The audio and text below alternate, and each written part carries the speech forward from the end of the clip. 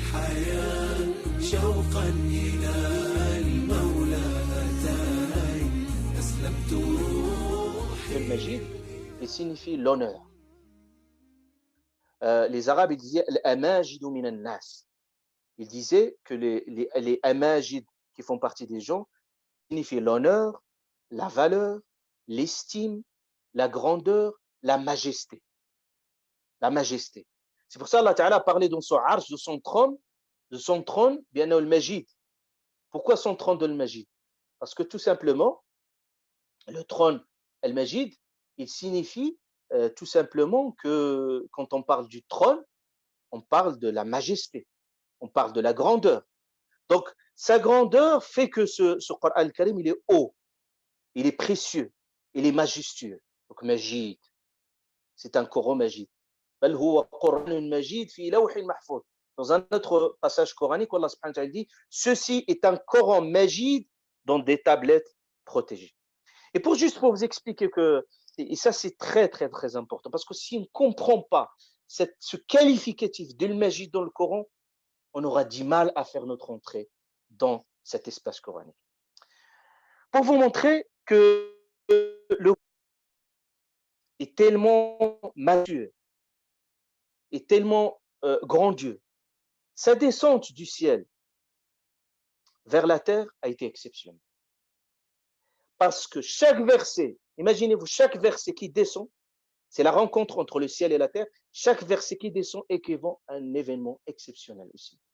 C'est-à-dire les anges, ils avaient l'habitude, même, en fait, pour juste vous situer, que les djinns, et vous pouvez retrouver ça dans Surat al-Jinn, les djinns, ils avaient l'habitude de remonter au ciel pour l'écoute. Donc, ils travaillent avec certains magiciens, sorcellerie. Donc, il c'est un peu d'écouter ce qui se passe dans le ciel. Et lors de la descente du Coran, le moment où le Coran va descendre, ils ont une chose d'incroyable, c'est que l'accès au ciel, il était fermé, même condamné. Même ils se sont dispersés, ils se disaient qu'est-ce qui se passe? Il y a quelque chose d'anormal. Ils ont décrivé cet événement dans le Coran. Allah Azza wa Jalla a dit Inna lamasna as-samaa fawajadnaha muli'at harasan shadidan wa. Ils ont dit nous avons touché le ciel et nous l'avons trouvé encerclé. Regardez l'expression. Muli'at harasan, encerclé de gardiens. Wa shuhuba, c'est des flèches qui empêchaient les djinns de remonter. Et quand un verset descend, c'est comme un renfort des anges qui va descendre. Et vous savez que le prophète nous a décrit même l'événement exceptionnel. Qu'est-ce qui se passe quand le protocole, si je puis dire, qui est prédéterminé, vous savez qu'est-ce qui se passe? Une convocation officielle. Et qui vient et qui lui adresse les versets. Et puis les anges, ils l'entourent. Et ces anges-là, ils descendent sous forme de renfort. Renfort comme ça. Mouli'at harasan, renfort. Et puis le prophète, alayhi salatu, ils vont descendre. C'est comme un événement exceptionnel. Ils vont descendre et puis sur le prophète, alayhi salatu salam, pour recevoir la révélation. Et au point, quand le prophète reçoit la révélation, il ne la reçoit pas. Il la reçoit, vous savez, j'ai déjà décrit quand la première fois que le prophète, alayhi salatu salam, il va recevoir la révélation, quand il va le prendre, l'ange Gabriel va le prendre avec force. Ce processus de la révélation va se passer d'une façon exceptionnelle au point que Aïcha radiallahu anha, il décrivait, il dit le prophète quand il recevait la révélation à ce moment-là, à cet instant-là, il y avait de la sueur qui collait de lui au moment de l'hiver, il faisait très froid. Donc jusqu'au qu'il reçoit les mots de la révélation. Pourquoi Allah Ta'ala? Parce qu'Allah Ta'ala, il a parlé de ces mots, il a dit Inna sanulqi alayka qawlan thaqilan. Allah Azza wa Jalla, il a parlé que ces mots, ils sont lourds de sens, lourds. C'est pour ça Allah Ta'ala a donné à son prophète dans Surat al-Muzammil qu'il puisse se préparer par la prière de la nuit. La prière de la nuit qui va donner une forme de silence de la nuit, une forme de symbiose. Inna nashi'at al-layli hiya ashaddu. Allah Ta'ala, il a dit il a parlé de nashi'at al-layl, il a parlé de la nuit, c'est un moment de silence, ashaddu wat'an, c'est-à-dire dans le silence de la nuit, il y a une symbiose entre le cœur et le Coran. Et vous trouvez que le prophète, même quand il a reçu pour la première fois la révélation, il hésitait. Il commençait même à murmurer avec l'ange Gabriel par crainte qu'il oublie quelque chose. Et Allah Azza wa Jalla le rassure. Il a dit La tuharrik bihi lisanaka lita'jala. Ne murmure pas ta langue par crainte que tu l'oublies. Inna alayna jam'ahu wa qur'ana.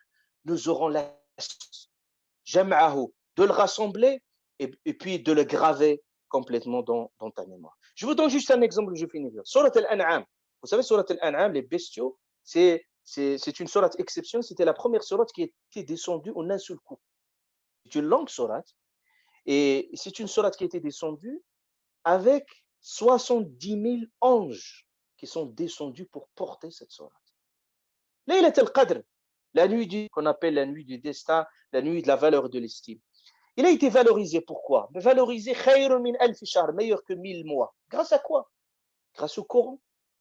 Inna anzalnahu fi laylatin mubarakah, nous l'avons descendu dans une nuit bénie.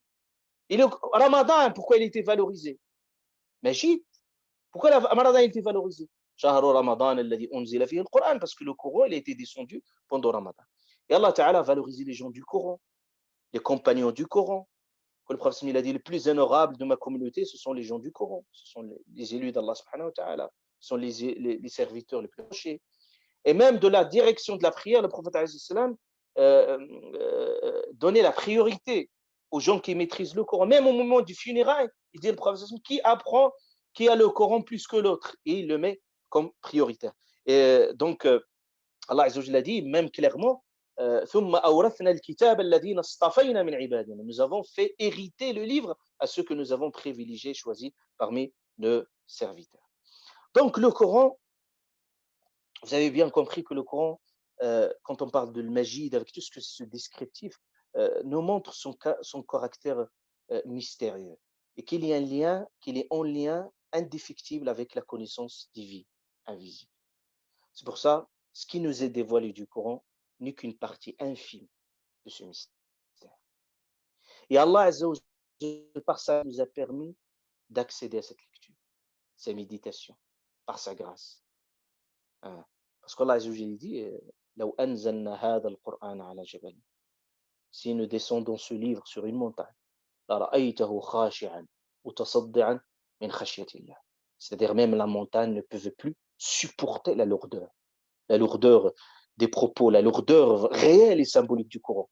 Mais Allah Azza wa Jal a privilégié l'humain et il lui a donné cette capacité d'accéder, de lire. Et ça serait impossible de le lire.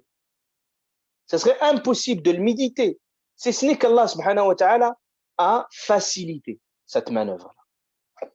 Donc, le Coran,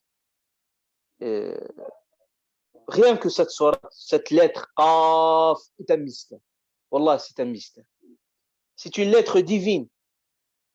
C'était une lettre de la langue arabe ordinaire, Qaf, une simple lettre, mais là il devient une lettre divine à partir du moment qu'Allah subhanahu wa ta'ala parlait.